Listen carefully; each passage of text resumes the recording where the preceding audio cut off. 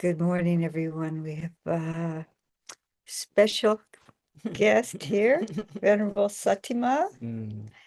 And then we have a double joy of having Aya Nyanika to continue with the analysis of the six sense gates, the Salayata Vibhanga, Majjhima Nikaya 137. So I will turn this over to Should we Namo Tassa together? Aya Nyanika, and you can start the Namo Tassa. Okay. Namo Tassa Bhagavato Arahato Samma Sambuddhassa. Namo Tassa Bhagavato Arahato Samma Sambuddhassa. Namo Tassa Bhagavato Arahato Samma Sambuddhassa. Buddham Dhammam Sangham Namasami. So welcome back to this sutta. See, we lost a few people. Maybe it was just too daunting of a sutta, or maybe they'll watch it on the replay. I'll just back up. I'm going to share the screen and do a summary and catch us up quite quickly to where we were. Find the share button now. Share.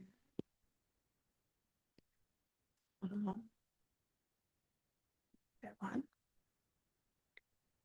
Is it summary? That's what you see? Excellent. All right, so this is the summary that appears at the beginning of the sutta. Hold on, we're having a slight tech difficulty. May I? I'm trying to get the green thing. Okay. Oh, thank you. Yeah. All right. All right. So at the top of the sutta, it covers what is going to be covered in the sutta. And we did last time the six interior sense fields, which we remember as being the actual, the eye, the ear, the exterior sense fields, the sound, the smells, I'll try and pick different senses. The six classes of consciousness. So that would be like tongue consciousness of the taste, the body consciousness of what we feel, the mind consciousness of what we cognize. That there's contact at each of these six gates. The 18 mental preoccupations that of those six senses, they can have a Vedana, a feeling tone of pleasant, unpleasant, or neither pleasant or unpleasant. We generally call neutral. And we were in the 36 positions of sentient beings, which sounds really highfalutin, doesn't it? And this is where we start to bring in, so we had the 18, the 6 times 3. So imagine I've got 18 fingers. Where's the camera? 18 fingers here. Now we're going to add in the matrix of the householder or the renunciant forms of pleasant, unpleasant, neutral. So that catches us up. We're going to go into, spend a lot of time in this section on relying on this, give up that, a little bit more on the noble ones, how they cultivate equanimity. Could you review a little bit of detail about the preoccupation? One is preoccupied with the different sense fields, and the happiness or sadness or equanimity for a basis of that. Okay, so that's section 18 preoccupations. Because that's, I think, it's an underlying. It's an underlying thing. Say something?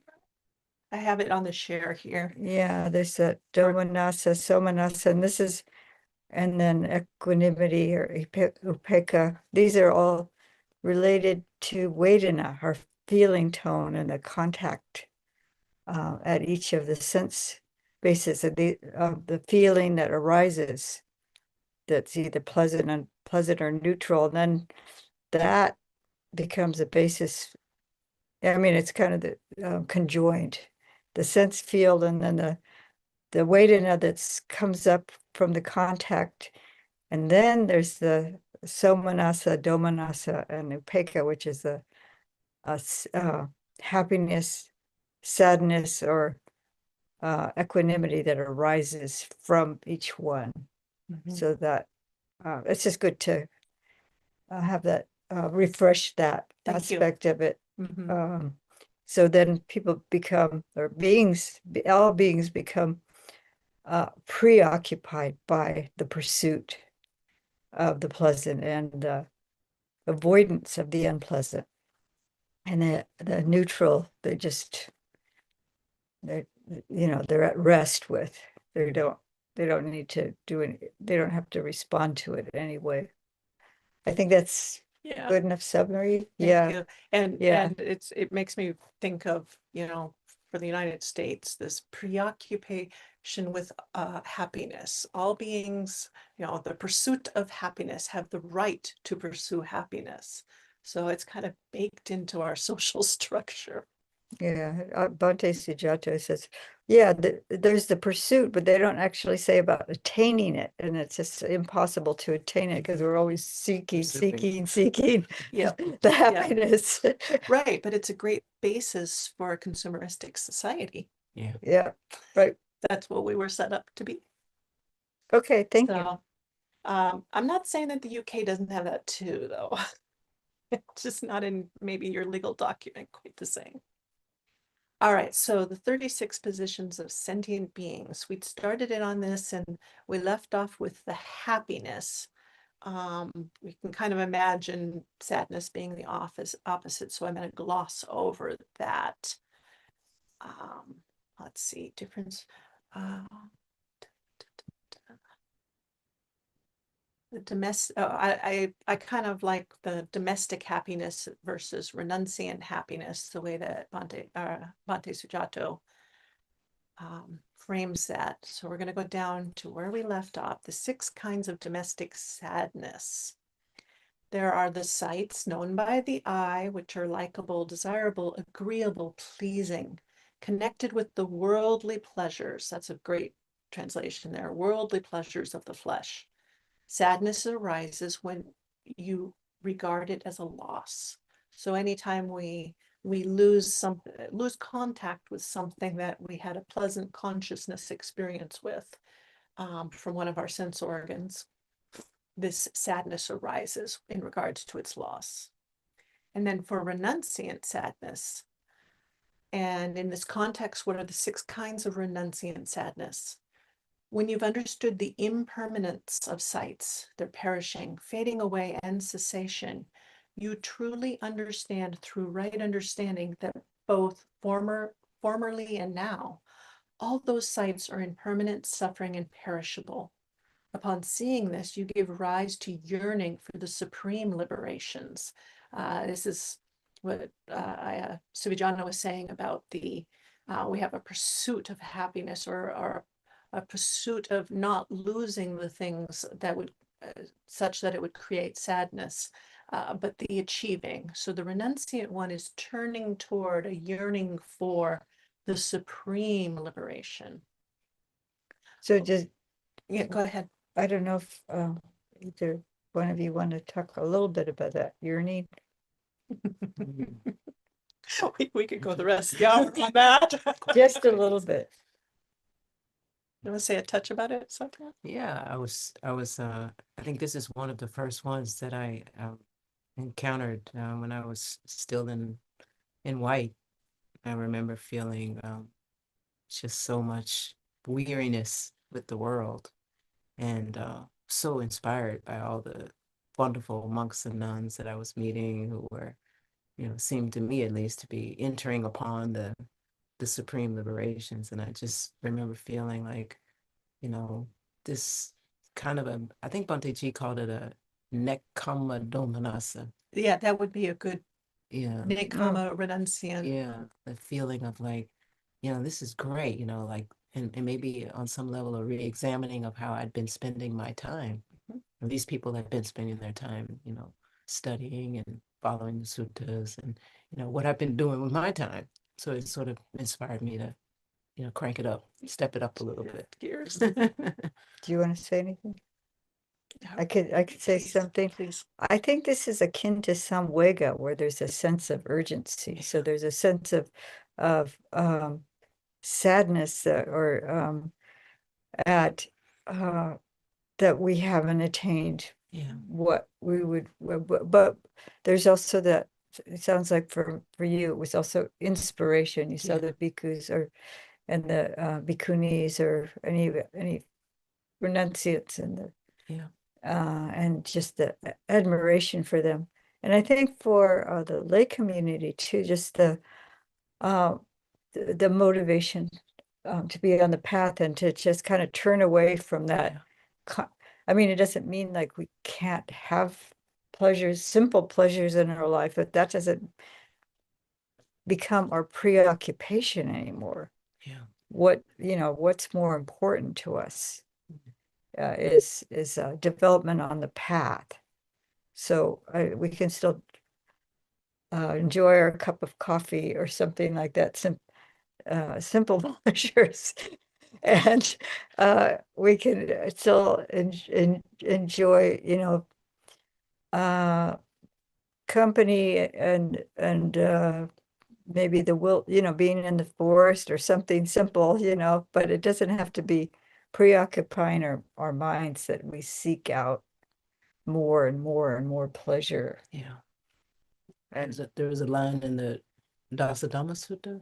Yeah. I can't remember the Pali version of it, but it was basically the days and nights are relentlessly passing. How well am I spending my time? And I think that was and remains inspiring because it's easy to get kind of caught up in, especially for lay people, like binge watching this or doing that. But at the end of the day, we sometimes we get shaken into like this reality, like, look, I'm losing this opportunity every day. What am I doing with my time? mhm. Yeah. Nibbana beyond YouTube. We could title that too. All right. So yes, we're gonna go beyond coffee and YouTube. That's what I think that's the summary version of what this renunciant sadness can be. And the next one is the equanimity.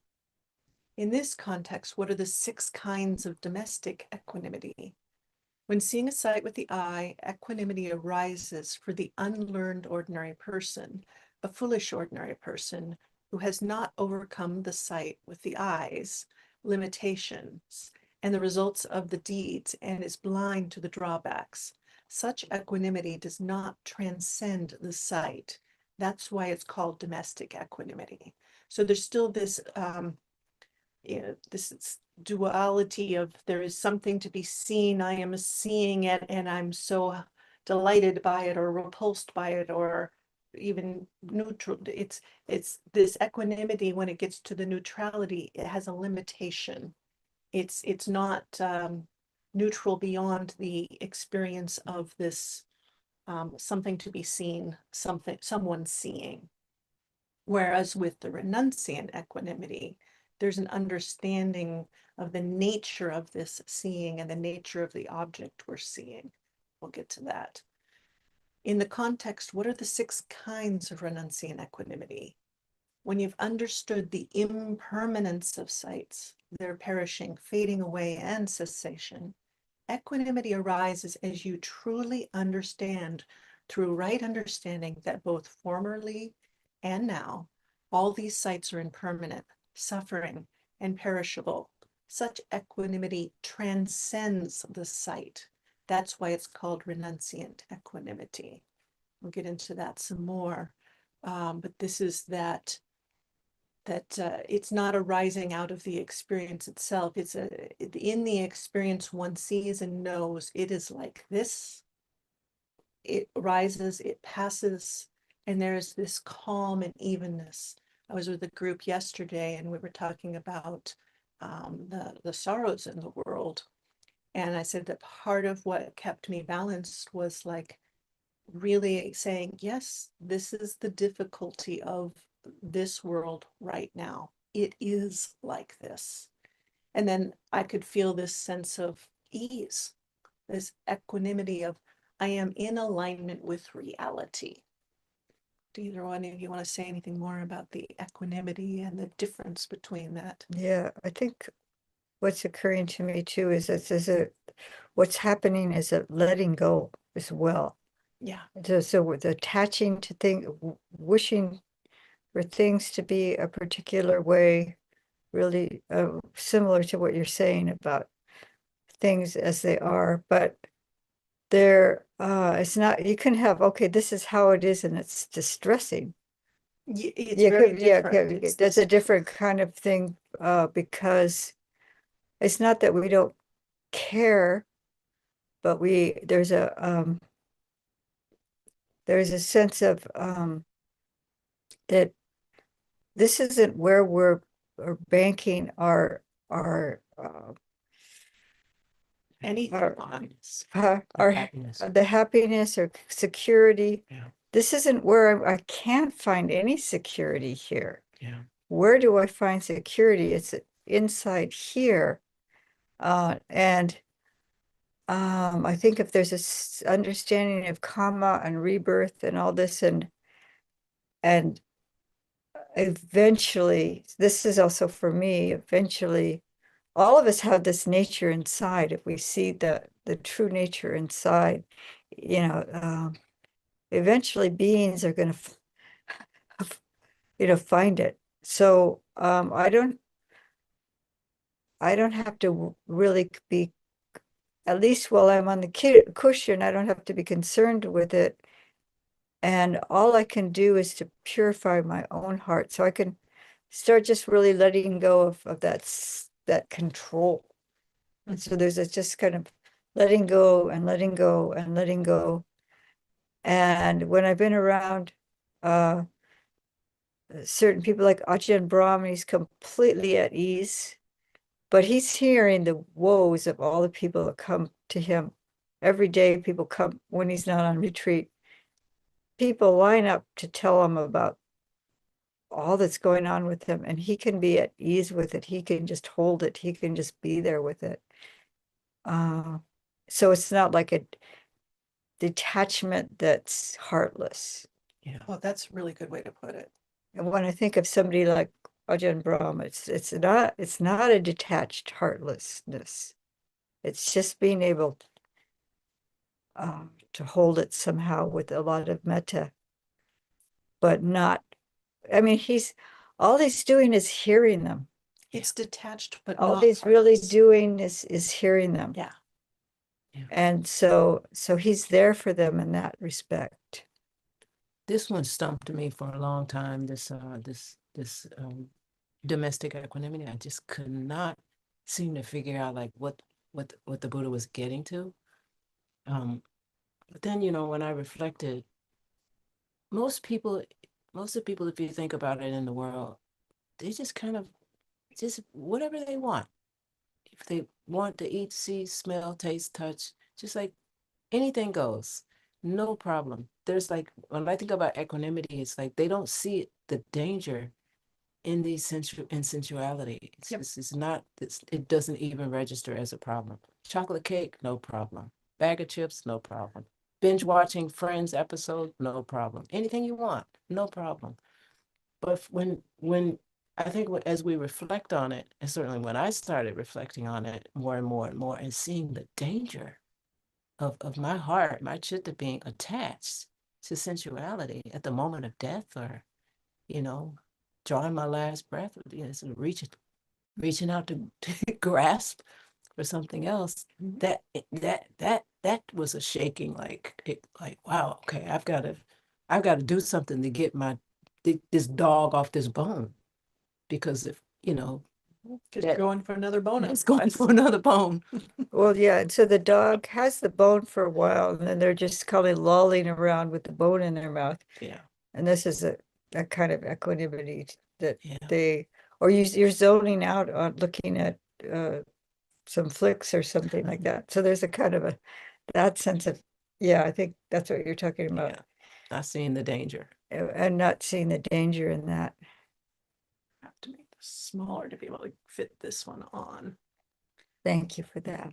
Yeah. Yeah. So as we move through these things, like what Venerable Satyam was just saying, is like you kind of need to see the difficulties. What was that householder equanimity, and moving towards the renunciant. And here's a list. The next part of the sutta has this: depending on this, abandon that. Is what the title of the section would be. And I'm not going to read through the sutta itself. I put it into a table here. So the first one is cultivating that renunciation feeling to abandon the householder feeling, the feelings. So whichever way, when we're in joy, cultivate the renunciant joy to abandon or push out the householder joy. Cultivate or attain the renunciant, and here the translation was pain, to abandon or push out the householder pain. And so that's in that one we've already talked about, it's that yearning for a better, fuller release. And then from that better, fuller release, it's easy to push out the householder pains of the sense of loss, because we have some sense of impermanence. Cultivate or attain the renunciant evenness to abandon or push out householder evenness. That's the equanimity one. And then there's two more.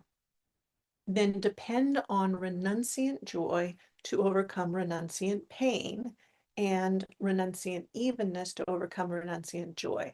So you push out the sorrow aspect of when will I attain to go to the renunciant joy of that. I mean, one direct interpretation is the joy of the jhanas. So this is the joy of the practice and the joy that comes from the really seeing the sense of impermanence. And then the evenness, it overcomes the joy, and you can see that directly in the jhanas as well. Once you get to the fourth jhana, the joys of the earlier jhanas are replaced with this evenness, the renunciant evenness. But we can also see that in our mind states, that the evenness has even more of a sense of well-being to it than being in the joy. Let me just read one more sentence and then we'll open up. Yeah. On a higher level, two other types of equanimity are distinguished. First, there is the equanimity. Oh, no, actually, let me open up now. This is a different topic. Go ahead. Yeah, I think one thing that's occurred, I'm trying to. Yeah. Could you you want me roll to it scroll down? to this one? Yeah, Okay. yeah. So this is wonderful to have it condensed like this so we can look at it carefully. Mhm. I think it would be good to have a little conversation about this whole process. Please. I think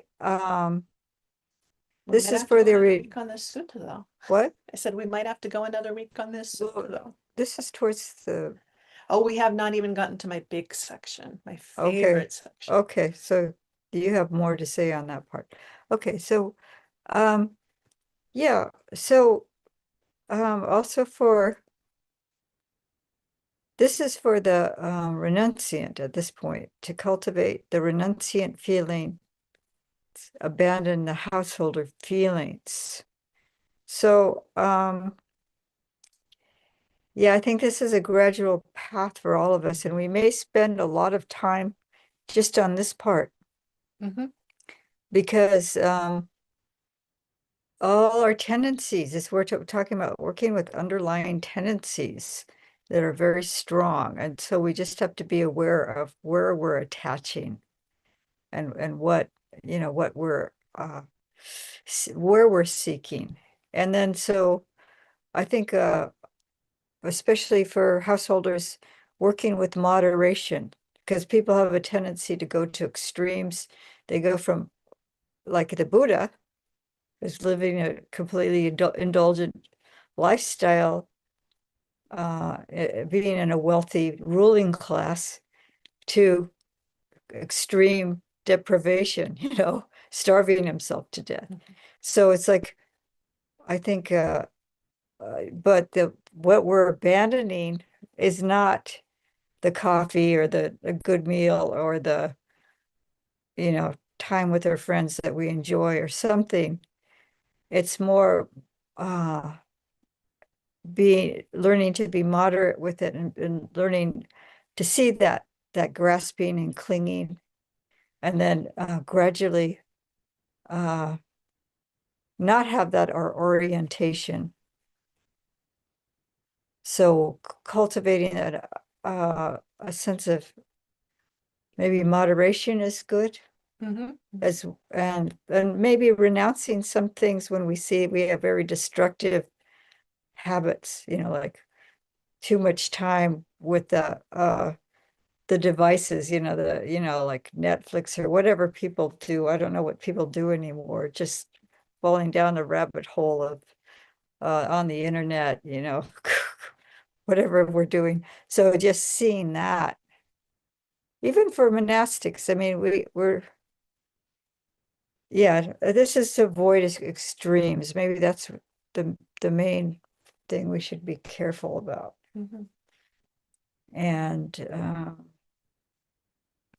then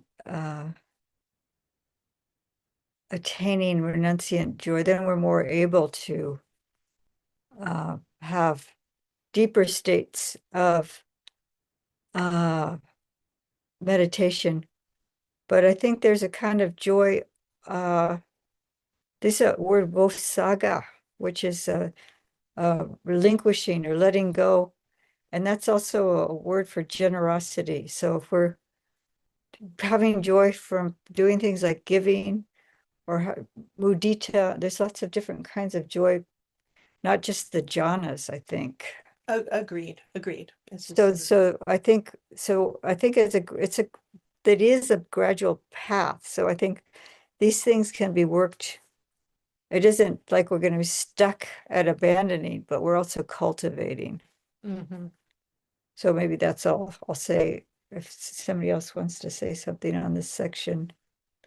I'm just appreciating, I think more and more and more the wisdom, the beauty of a gradual path, a gradual training, because we see the the the, the trajectory is going from sila to purifying the sila, and then sense restraint.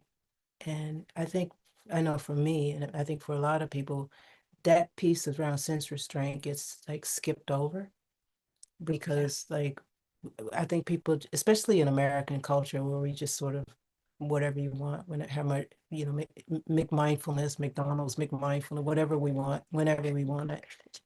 So it's like we're so used to not to just gratifying the senses that we don't have a real appreciation for that push and pull that's happening in the mind on a subtle level around these sense objects. But I think when we start really restraining the senses, like honestly, then you can start feeling the tugs around the coffee or the pastries or the this or the that.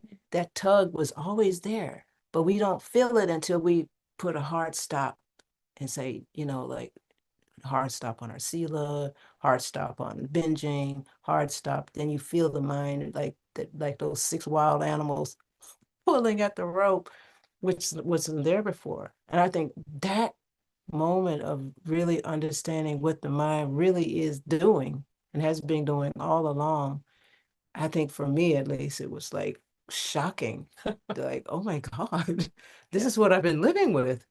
And so this is to me the virtue, the value of sense restraint. And then, when you it starts to see a little bit of the danger of not taming this animal, and how like in the gradual training, if you can really understand what's happening, then for me it brought up the sense of what you were talking about, about samvega or urgency to like, oh, I need to do something about this before I die. I got to do something. And that I think it creates a much a stronger motor to turn away from those that pull of sense pleasure when you really, really understand the nature of the animals that are Right, hiding in the mind. right. And I like to take the metaphor of the animal where what kind of a trainer are you? You're not going to beat the Yeah. animal. Yeah. You got to be understanding of the nature of the animal Yeah.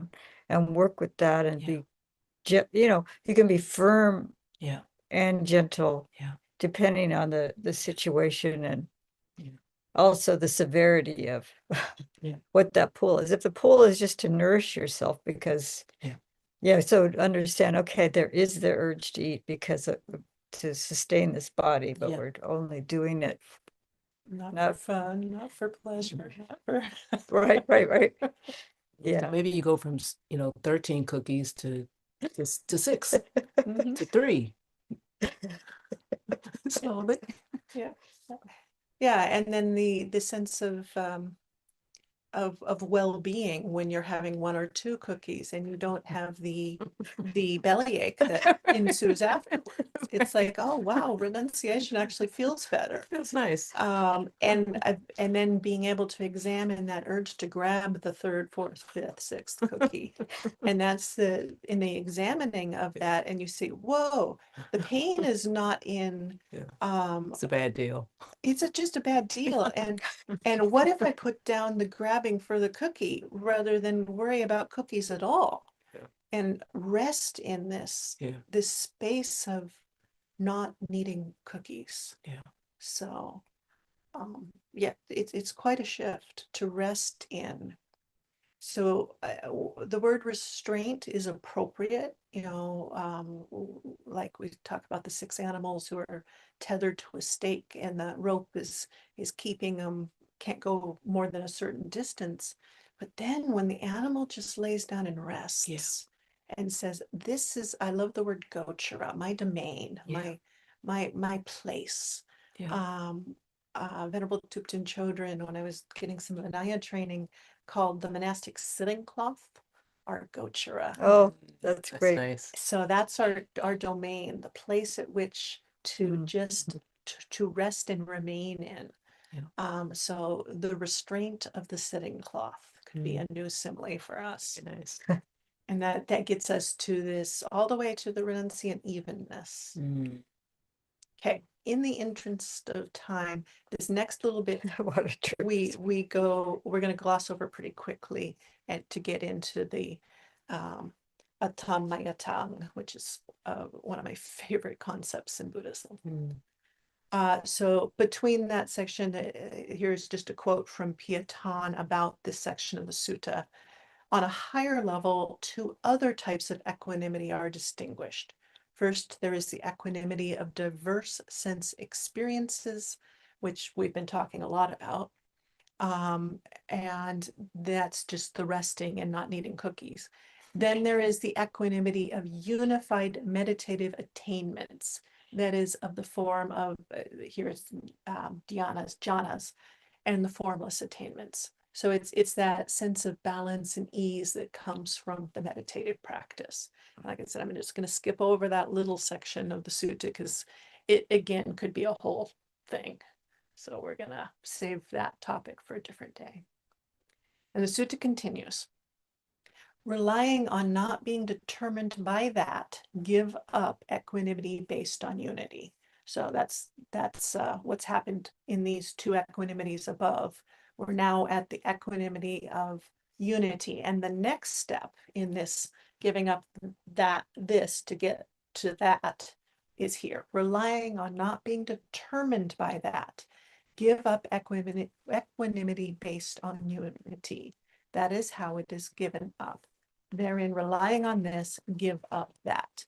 And this is where this huge, amazing topic comes up. So the Pali here, atammayatang, bhikkhave nisaya atammayatang agamayayam rupeka ekata sita tang pajahata tang samiti kamata. The atammayatang, that's the word that we're really going to get into. And my guess is that those on this call, maybe one of you, I'd be totally surprised if 2 of you had ever even heard this word before. Is there anyone who's, yeah, it's obscure, but super, super, super important and powerful. I heard it when I was at a Bayagiri monastery as a lay disciple. Yeah, and And that's, I heard it when reading Ajahn Pasno and Ajahn, so, yeah, so Yeah. they, but some years ago, Yeah. 20 years ago, yeah. they really keyed, just like you are, Oh, I'm keyed into this word. So this extract is actually from the collected collections of Ajahn Pasno and Ajahn Amaro. It's just, I was gonna say Sameda, and I'm like, that's not right. Yep. And they put it together in a book called The Island, which is an amazing book. I did it as a sutta study as a layperson at Common Ground. And when we got to this chapter, my heart just lit up. So I just was so like overjoyed at what the possibilities of the practice are. So not to put any expectations on it, but this is a section that really is important in our practice. So this is an extract from The Island. Atammayata, the rebirth of a lost word. The term atammayata cannot be found in the Polytext Society dictionary. Readers will find it difficult to discover references to it in scholarly works, whether they come from West or East. The meditation masters of Tibet, Burma, or Zen do not seem to be interested in it. Mention it to most Buddhists and they will not know what you are talking about. Yet, there is a clear evidence in the Pali Canon that the Buddha gave this word significant meaning. Currently, one of the Thailand's most influential monks is teaching that it is the highest word in Buddhism, the final sword of Buddhism. So, and that bhikkhu is now passed. Atammayata appears in a number of Pali suttas. I was trying to remember his name. Buddha, Buddha, Buddhadasa, Buddha, is that right? Buddhadasa, I think so. Yeah. Yeah, I think Yeah. so. He's the Chiang Mai. It also appears in a There lot it in the Bhante Nyanananda Kurunde Nyanananda's Nibbana series. Oh, Talks yeah. about it a lot. It does, and my heart leaped up there too. Yeah, we're gonna have lots of further studies at some year on this. Yeah. Atammayata appears in a number of Pali suttas, and each context suggests that the term has important meaning. The traditional commentators' standard explanation, although is vague, describes it as the awakened state of the Arahant, or fully awakened perfected being. And you can see I've dotted this, so that's just encouragement to go find the book, The Island. We can only speculate as to why Atammayata was left out of the Polytext Society dictionary. See a typo there. Surely not because it is impossible to decipher. A literal analysis gives us a, not, ta, that, maya, to make, create, or produce, and ta, the state of being. Thus, atammayata may be translated as the state of not being made up by or made up from that thing or condition. That sounds like Ajahn Tenisaro's translation of it. That could be. Yeah, I think so. I think Um, that's his translation. Yeah, so it's not being constructed, concocted. It's a state of being that is unfabricated. We're talking about the end piece here. Okay, the meaning becomes clearer if we recognize that Maya is a synonym for sankhara, to concoct. Oh, there we go. To concoct, compound, or condition. Atammayata is unconcoctability. I love that word. Yeah. A state of mind independent of the objects and conditions of experience. So we're not going off half-cocked. We're not, it's unconcocted. We're not concocting any. We're not concocting. Fully conscious and aware, this mind is not affected by the defilements of greed, anger, and delusion. Thus, the concept is close in meaning to the adjective visankhara, which describes the unconditioned state of nibbana. Clearly, atammayata is something Buddhists should be aware of. Thus, It's coming into our sutta practice. I'm gonna read the rest of it and then open up on. Sure, that'd be great. Okay. Atammayata is given precedence over the most sublime experiences that humanity can attain. Further, atammayata, rather than mystical states, is offered as the means to liberation. So we're not trying to achieve some mystical state, which is a goal of some religious focus. The means of liberation is really this sublime experience of unconcoctability. Okay, so now upekkha, equanimity or evenness that we had above, but they're using the Pali word. Upekkha is the highest of the seven bojjhangas, factors of awakening. When the seven factors are developed successfully, they lead to the penetration of the object on which they are focused. Penetration or direct spiritual experience means awakening to and deeply realizing the true nature of things, which is what we were talking about earlier. The true nature, things are impermanent. So, I don't want this to sound super heady here. It's really a lot of complex words to state something very simply, that lead to seeing that the object on which you are focused, penetration or direct spiritual experience means awakening to and deeply realizing the true nature of things. Yet the above sutta tells us that atammayata takes the spiritual cultivator beyond even upekkha. So that's that last line in the sutta.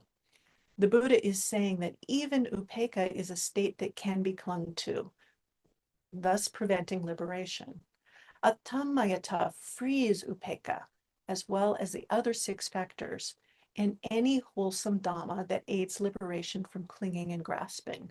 The mind with atammayata is not clinging and grasping. The mind with atammayata is not concocted by, does not rest in any state of mind, all of which are impermanent, undependable, oppressive, uncontrollable, and unownable, that is, void of selfhood. Sadhu, sadhu, sadhu. Yes, this concept, I mean, at first it's just kind of like that far off beacon of what is possible. Such a piece of liberation that you're not creating anything in. I love the Bahia Sutta where it's in the seeing just the seen, in the hearing just the heard, in the sensing just the sensed. There is no me in it, there is no me by it, there is no me here nor there nor in between. This is the end of suffering. And I think that's a way of really expressing this.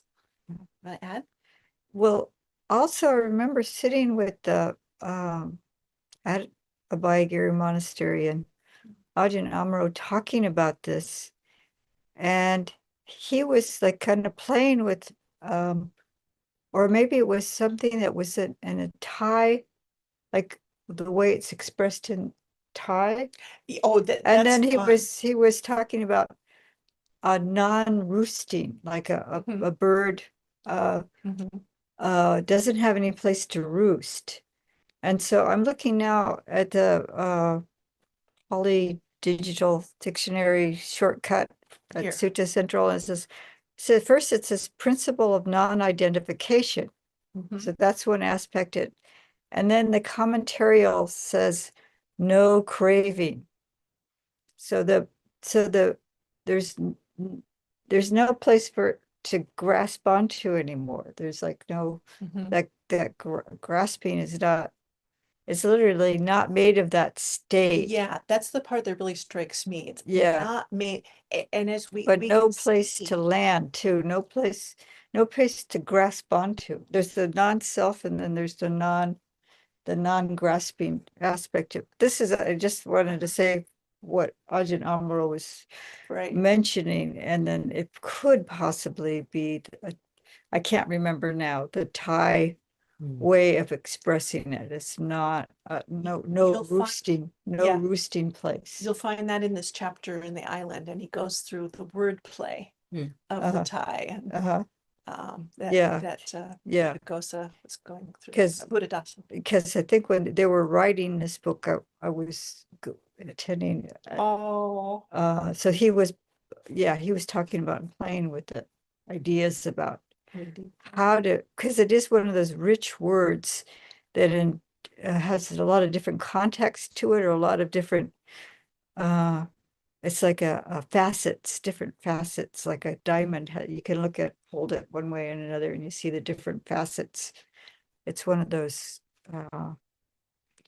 words that you can't just have one definition of to encompass the whole thing.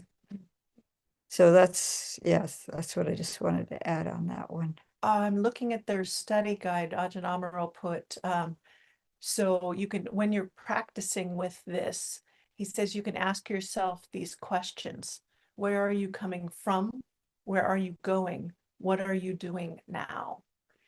Were you gonna share I'm- that one, I'm- or you're just going to your Yeah, I'm just notes? looking at the side notes. Okay, but, okay, all but right. you can download the Island Study Guide PDF from I think the Abhayagiri or the Amaravati websites. Can I yeah. change this to gallery view? Because we just have your Poly Dictionary open right now.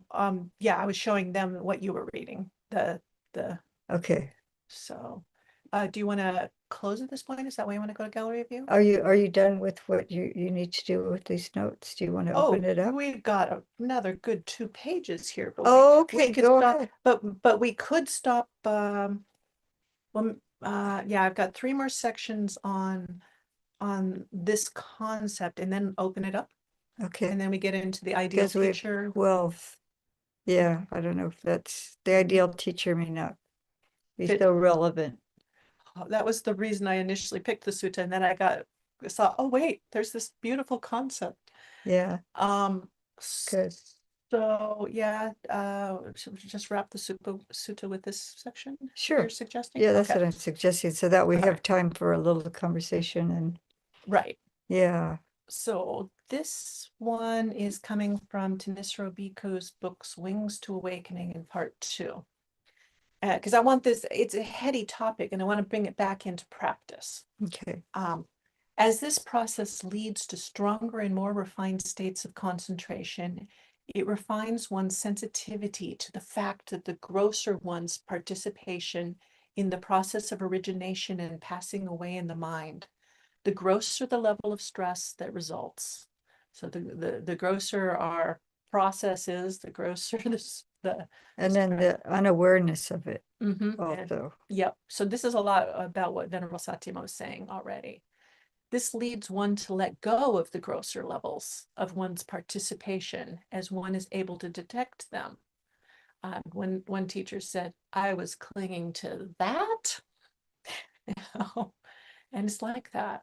This can have one of 2 results. One, it may lead to even more refined states of concentration as one abandons the factors that obscure equanimity, or as one focuses one's equanimity on ever more refined objects. So this is a deepening in meditation.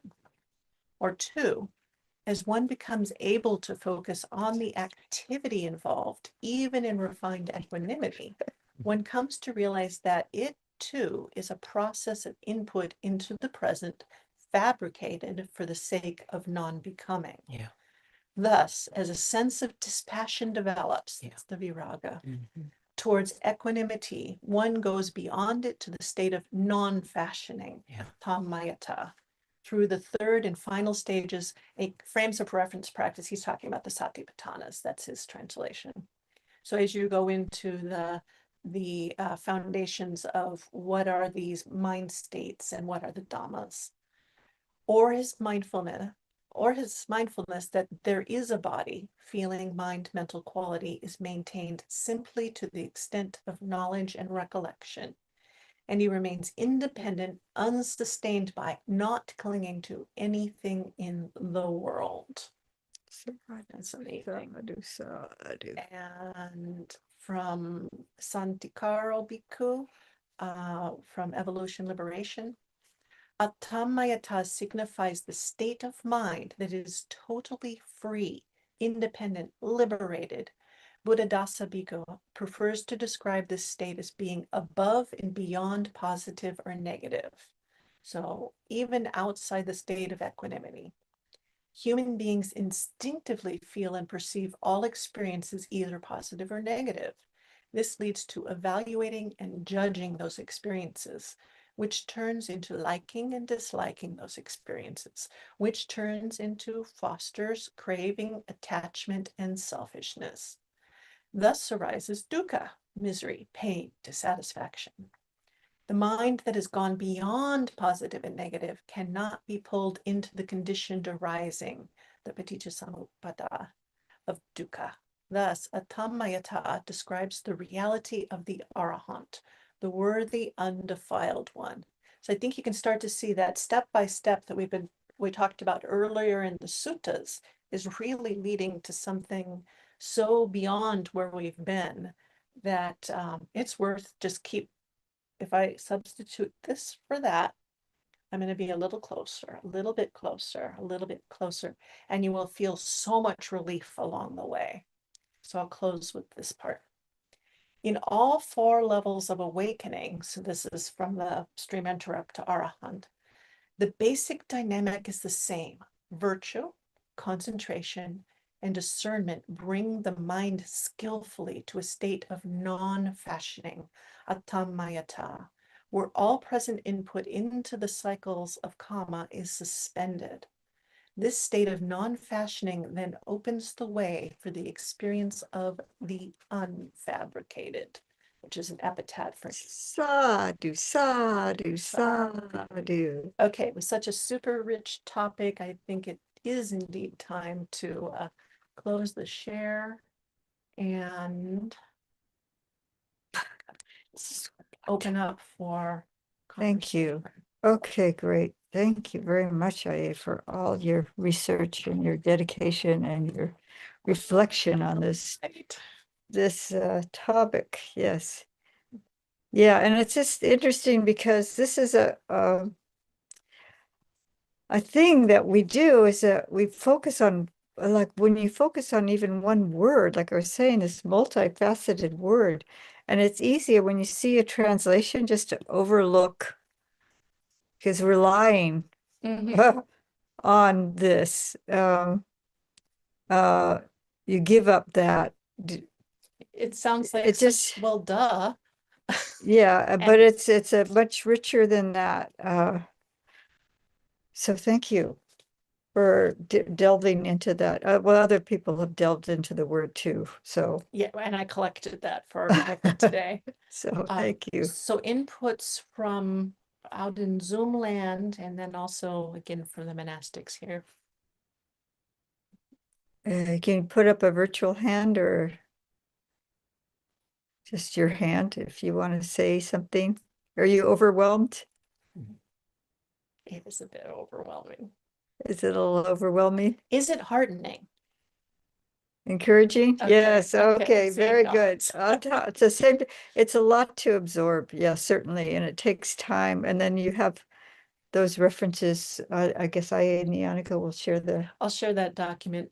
Yeah, at Common Ground, we literally spent a month on this chapter. And we could have spent a year. Easy, Yeah. easy. But it's kind of like there's the intellectual understanding of it, and then you apply it to your life as well. So yeah, there's two aspects of it, or you don't have to get overwhelmed by the intellect and just see how you can do it. It is step by step. Baby Yeah, step. you're not gonna leap all the way to this state, If to you Maya. do, let us know and teach us, please.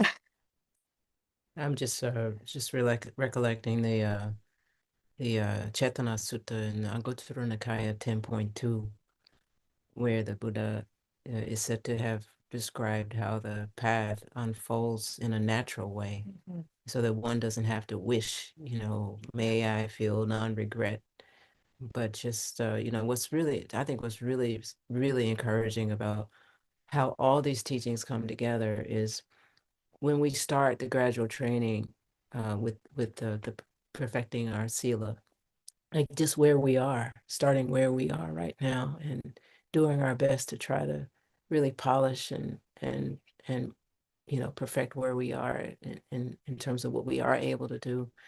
Then it sort of naturally moves to the next level of understanding, and then to the next level of understanding.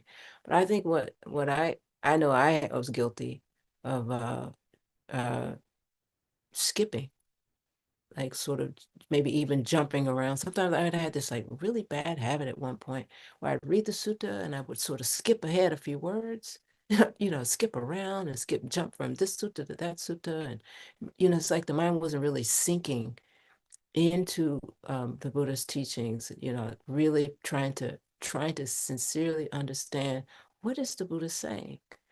But I remember reading in uh, I think it was the Samyutta Nikaya, Gamini Samyutta, I think it was, where the Buddha was describing how a person who's listening to the Dhamma, which is one of the factors for Sotapatti, he has this, he's listening with as if what he's hearing is a vital concern. He's listening with his whole heart. He's listening with eager ears. And in that time of listening, in that way of listening, in that occasion, greed, hatred, and delusion is not in the mind. So, it's not there. So by, even like this sutta study and ayahs have been so generous in offering these classes, and I've been watching the screen. You seem to be listening with such attention, with such dedication, such wholeheartedness. And, and you can reflect, okay, while I've been in the sutta studies class today, listening to the ayahs present the Dhamma, greed wasn't in my mind, hatred wasn't in my mind, delusion wasn't in my mind. And in that way, we can, I think, like the Dhamma is good in the beginning, good in the middle, good in the end. We can take encouragement that, we don't have to have some bells and whistles and flashes and, twirling lights and experiences to really appreciate the simplicity and the practicality of the Buddha's teaching. It's just like really, it can be that simple. Just give your whole heart to what you're doing. If you're keeping the 5 precepts, give your whole heart to it. If you're doing something, walking, sitting, standing, try to give your whole heart to that. And when you see the mind tugging and pulling and jerking and twisting to do this and that, like not wanting to finish what you're doing, you can know, okay, this may be some indication that there's one of these animals acting out on the leash.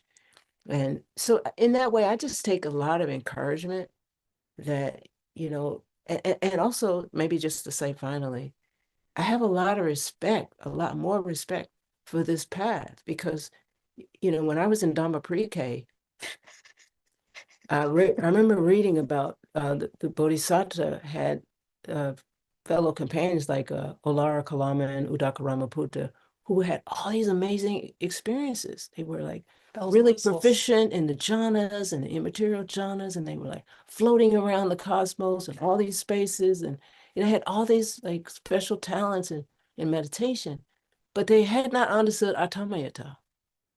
They had not understood the simple non-self, non-identification aspect of the Buddha's teaching. So they missed out on, I don't know if they'll miss out on the sasana or not, but they missed out on having direct access to the Buddha's teachings and freedom, at least in that birth, because they were caught up in the experiences. So that to me is really humbling. It doesn't matter what the experiences are. It doesn't matter how flashy, how wonderful, how amazing. If it doesn't align with Atamiyata, if it doesn't align with, the onward leading nature of the Dhamma towards full renunciation, full relinquishment, then, it's probably, a dollar store object, not worth very much. Well, a little bit more than Maybe a a little dollar. more than $1. Okay. But I also wanted to say that there's that simple joy, like you're talking about the sila, to taking joy that I'm keeping my sila. And then also the simple joys like having a generous heart and relax, starting to rely, this like the sutta, relying on that, like even just thinking to open up the door for somebody else, as an act of generosity, and just Simple things. simple things that we can do to bring happiness to ourselves and others. So we're not seeking on the sensual plane, but more on the heart, with the heart. And so as we let go more and more of that seeking, then we do have these joys that are kusala, that are wholesome, that are skillful. And then that nourishes us instead of that extra cookie or extra 5 cookies or something like that. That's what brings us joy. And then and it is the onward leading path, Yeah. like you're saying, that the Yeah. gradual path that develops. So that's the nurturance that we can start relying on more and more and more, and rejoicing in it. It's not like my duty to be generous, but it's feeling, if we feel that joy. I've seen that when gone to, when I was first at a Bayagiri, and people just eager to do the dishes, Yeah. eager to sweep the floor, eager to clean the toilet. It's like, yeah. We'll close up. I'll just say one thing, and then if you have any follow-up, and then we'll close the YouTube part and open up for conversation. Okay. My biggest takeaway from the sutta thus far in the sutta is I am a conditioned being. So this is conditioned, and this is a conditioned experience. And then when I look at what is the substitution I might want to make of this for that, I apply that question, what is the kindest thing? What is the kindest thing? And that can help me to move from the householder into the renunciant, and move from the painful to the joyful to the equanimous. But it's kind of a little bit of a shortcut, backdoor kind of way of getting me there. It's far less analytical, it's heart-based. What's the kindest thing right now? And then I don't take the extra cookie, because that's not the kindest thing. And on up the strata of generosity and of sila, and of study of bhavana, the development, and then the release. What's the kindest thing right now? I'm a conditioned being. I'm in a conditioned experience. What's the kindest thing that I could be doing right now? Hopefully that also might help direct your practice throughout the week. And bring joy to it. Thank you so much, IA. So we'll close the YouTube, and we'll open it up for those live, for who may want to ask questions or comments or something that's maybe recording. Okay. So, should we? Oh, do you want to Araham first? Let's Araham. Let's Araham. acknowledge the Buddha. We must give our gratitude for the Buddha who gave us these wonderful teachings. Okay. So you can join us if you wish.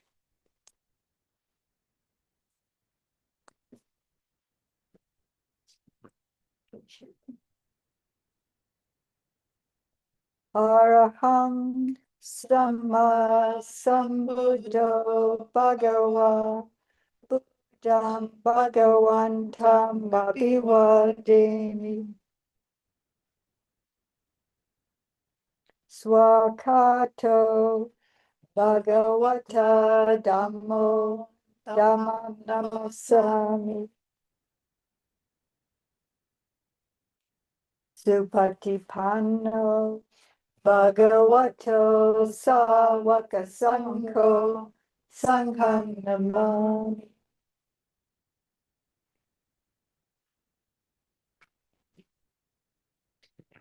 And we might not pick up the tail end of this sutta this week. We might go into a different topic. Yeah, probably, yes. But Thank have you. that in the future. Thank you so much for joining us.